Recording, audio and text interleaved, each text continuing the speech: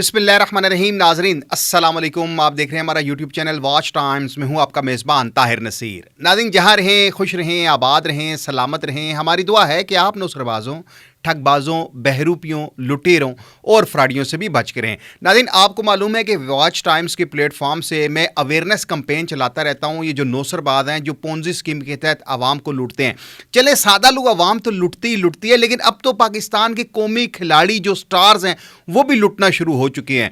क्योंकि आपको वो चीज़ें दिखाऊंगा जो पाकिस्तानी मीडिया नहीं बता रहा। पाकिस्तान के चंद बड़े नामी ग्रामी खिलाड़ी जिन पर मुल्क फ़ख्र करता है, एक तकरीबन 2 अरब रुपए के लगभग उन्होंने इन्वेस्टमेंट की थी और वो इन्वेस्टमेंट उनकी डूब गई है।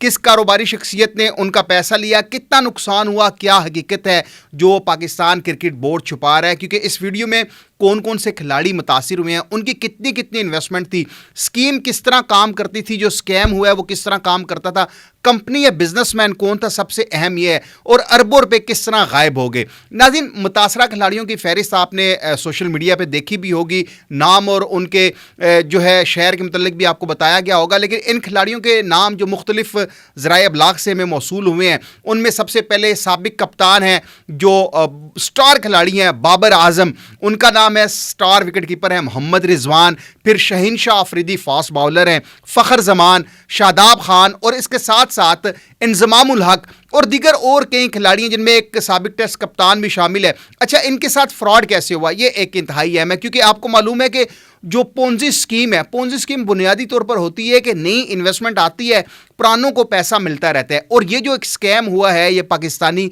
स्टार क्रिकेटर्स के साथ, ये भी स्कैम हू बहू यही हुआ है कि बड़े मुनाफे का वादा किया गया था, लेकिन शुरू में कुछ मुनाफा दिया गया, उसके बाद प्रॉफिट रुक गया और अब वो जो बिजनेसमैन था वो गायब हो चुका है। इस हवाले से पाकिस्तान क्रिकेट बोर्ड ने कहा है कि हमारे तक इतलात मौसूल हुई हैं, लेकिन खिलाड़ियों ने यह कहा जी कि हमें मार्च का टाइम दिया गया कि मार्च में उनकी पेमेंट उनको वापस मिल जाएगी। अब यहाँ पे नाजरीन, हमारे यूट्यूब चैनल पे आप सारे प्रोग्राम उठा के देख लें कि जब भी किसी कंपनी का, किसी बिजनेसमैन का विड्रॉ बंद होता है, वो बिजनेसमैन या तो भाग जाता है या वो फोन ऑफ कर देता है। यही सब कुछ पाकिस्तान के स्टार खिलाड़ियों के साथ हुआ कि उन्होंने तकरीबन 2 अरब रुपए के लगभग जो इतलात मौसूल हो रही हैं, उन्होंने इन्वेस्टमेंट की थी। ये वही तरीका है जिसमें पुराने सरमायाकारों को नए सरमायाकारों के पैसे से मुनाफा दिया जाता है, और जब नए सरमायाकार कम हो जाते हैं तो सिस्टम डूब जाता है। अब वही सूरत हाल पाकिस्तान के सुपरस्टारों के साथ हुई है कि उनका जब इन्वेस्टमेंट रुकी, यानी कि नई इन्वेस्टमेंट रुकी, तो पैसे डूब गए। अब जो इनके जो करीबी लोग हैं उनके साथ भी स्कैम हुआ है, हत्ता कि एक एजेंट के साथ भी स्कैम हुआ है। और कुछ ज़राए के मुताबिक ये भी बात मौसूल हुई है कि 8 मौजूदा खिलाड़ियों के नुकसानात तकरीबन 88 करोड़ पे से ज़ायद के बनते हैं, और एक साबिक खिलाड़ी हैं उन्होंने 90 करोड़ पे अपने खो बैठे। अब वो साबिक खिलाड़ी कौन से हैं?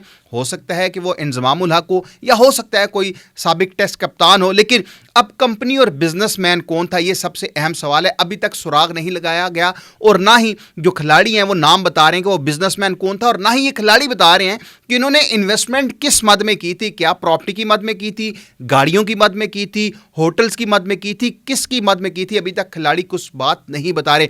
अब तक तमाम जो रिपोर्ट्स जिनमें उन तफसीलात सामने आई हैं उनमें बिजनेसमैन का नाम नहीं बताया जा रहा है, लेकिन कुछ ज़राए ये दावा करते हैं कि जो बिजनेसमैन है पाकिस्तानी बिजनेसमैन है जिसका ताल्लुक पाकिस्तान सुपर लीग के स्पॉन्सर्स के साथ था। ये अभी तक की इतलात, अभी इसमें कन्फर्मेशन नहीं है, और इसने अपनी रियासती शनाख्त और राब्ते इस्तेमाल करके खिलाड़ियों का, उस बिजनेसमैन ने एतमाद जीता, फिर इनसे इन्वेस्टमेंट ली, शुरू में इनको प्रॉफिट देता रहा। अब वो प्रॉफिट किस तरह नाजरीन दिया जाता था, इन्हीं के पैसों में से, इन्हीं के जिन खिलाड़ियों ने इन्वेस्टमेंट की थी उन्हीं खिलाड़ियों के इन्वेस्टमेंट में से थोड़ी थोड़ी रकम उनको दी जाती रही।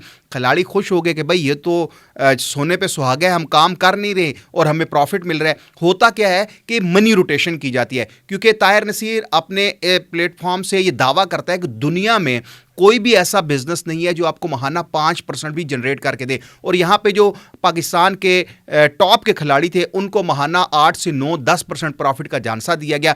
अब क्या ये पैसे इन खिलाड़ियों को वापस मिलेंगे? क्या इस पे मोहसिन नकवी कोई एक्शन लेंगे? वो जो बिजनेसमैन है, जिस बिजनेसमैन ने पाकिस्तान के सुपरस्टार्स को लूटा है, کیا وہ قانون کی گرفت میں آ سکے گا؟ کیونکہ ابھی تک بہت سے سوالات ہیں کہ اس کھلاڑی نے یعنی کہ اس جو بزنس مین ہے اس نے اعتماد کیسے جیتا تھا. کئی خبررساں ادارے اس کو پونزی اسکیم کہہ رہے ہیں اور یہ بھی بتایا جا رہا ہے کہ تعلقات استعمال کر کے کھلاڑیوں کو نشانہ بنایا گیا.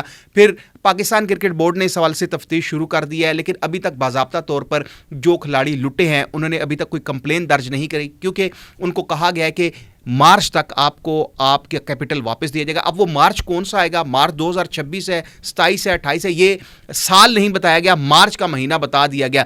اب دیکھ لیں ناظرین کہ جب عوام کے ہیرو اس طرح لٹتے ہیں تو سادہ لو عوام کس طرح نہیں لٹ رہی ہوگی.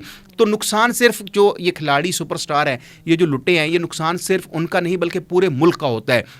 اس کیس میں شکوک ہے، کیا کرکٹرز کی مالی تعلیم کم تھی؟ کیا سیکیورٹی یا بورڈ کی نگرانی اتنی کمزور ہے کہ کس طرح کھلاڑیوں نے انویسٹمنٹ کی اور ان کو لوٹا جاتا رہا اور ہمارا پی سی بی اور ہمارے جو ادارے میں مکمل خاموش ہیں؟ اب دیکھتے ہیں کہ وہ بزنس مین کون ہے. کیا اس بزنس مین کو ہمارے ریاستی ادارے یا پی سی بی یا سیکیورٹی ادارے گرفتار کرتے ہیں؟